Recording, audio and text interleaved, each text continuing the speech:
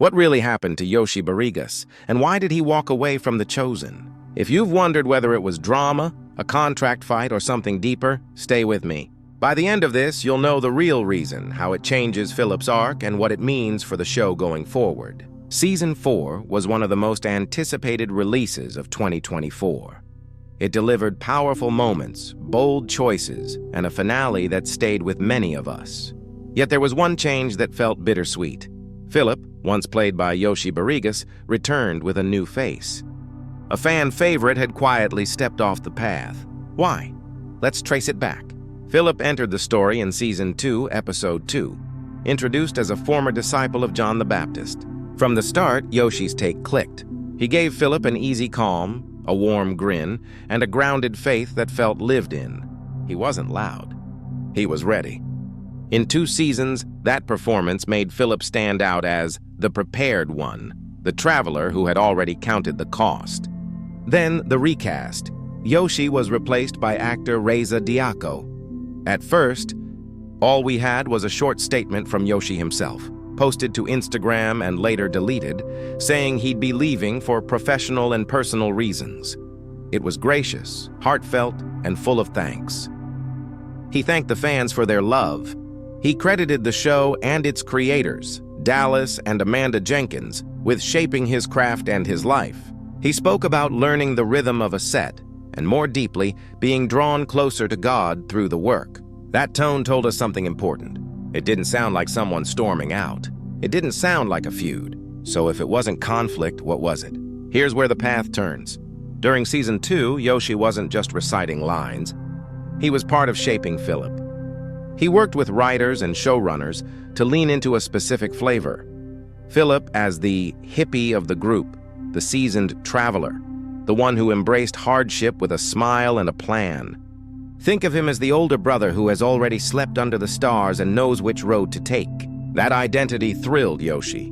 It made sense of Philip's calm presence and gave the character a steady center. But Season 3 shifted the ground.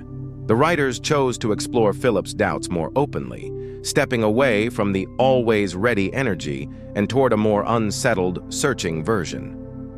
It wasn't a small adjustment. It felt like a 180.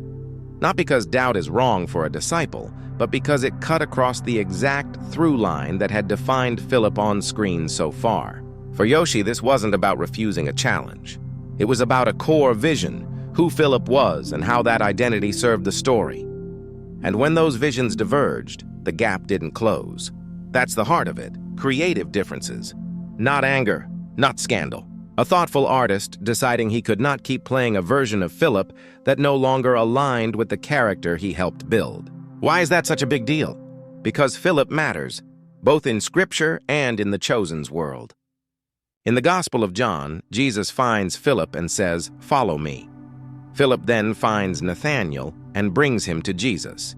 That moment shows Philip's role as a bridge, someone who not only follows, but invites. In the feeding of the 5,000, Jesus tests Philip by asking where to buy bread, and Philip answers in practical terms, counting the cost. It's a glimpse of his mind, careful, realistic, grounded.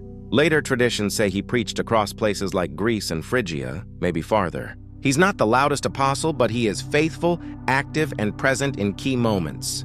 So when The Chosen shifts Philip's center of gravity, from the prepared traveler to a man wrestling more visibly with self-doubt, it changes how the group feels. It opens new beats to explore, yes, but it also moves away from the sense that Philip's steadiness could anchor the others. Yoshi's departure, then, isn't just a casting change. It affects the chemistry of the circle around Jesus, the way different temperaments balance each other, and the rhythm of conversations on the road. Let's pause and ask the obvious question. Could Yoshi have stayed and just played the new arc? He could have, purely as a skill question, but that misses the point. This was about integrity to a character's spine. Artists often talk about a through line, the internal thread that keeps a character honest. When that thread is pulled too far, the performance starts to feel like someone else. Yoshi chose to protect that thread. Agree or disagree, you can respect the decision. Another question, was there bad blood with Dallas Jenkins? Everything Yoshi wrote says no. He credited Dallas and Amanda with changing his life. He spoke about the show as a vessel that deepened his faith. Those are not the words of someone closing a door in anger. If anything, it reads like a thank you note at a crossroads. So where does that leave the role? Reza Diaco steps in. A recast is always a delicate moment. It asks the audience to accept continuity in the story and difference on the surface. Some viewers quickly embrace a new face. Others need time. The real test isn't sameness. It's whether the new performance honors the function of Philip in the story that The Chosen is telling now. If Season 3 and Season 4 lean into Philip's doubts, then Reza's task is to make those doubts feel honest and fruitful, so that when faith steadies again, it lands with weight. Meanwhile, Yoshi has kept working, including on 47 Days with Jesus, where he plays Joseph, a husband and father stretched thin by life while learning what Easter truly means. Different role, different canvas, same commitment to heart and craft. If you appreciated his quiet strength as Philip, you'll likely find threads of that same honesty there. Let's zoom back out. Why did this hit fans so hard? Because we didn't just watch Philip. We grew attached to the way Yoshi held him. Light touch, deep center. That's how strong performances work. They don't beg for attention. They invite you closer. When a performer like that steps away, you feel the gap.